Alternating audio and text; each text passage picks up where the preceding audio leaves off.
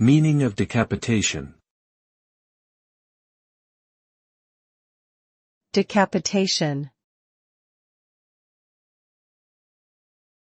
Decapitation. Decapitation. Decapitation. Decapitation refers to the act of removing someone's head from their body, usually as a form of execution or as a way of killing an enemy. The result of decapitation is typically death, as the brain and other vital organs rely on blood flow from the heart to function properly.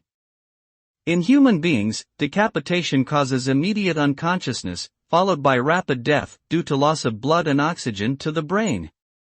Many animals also die quickly after being decapitated, although certain species, such as chickens, may continue to move for a short time due to residual reflexes.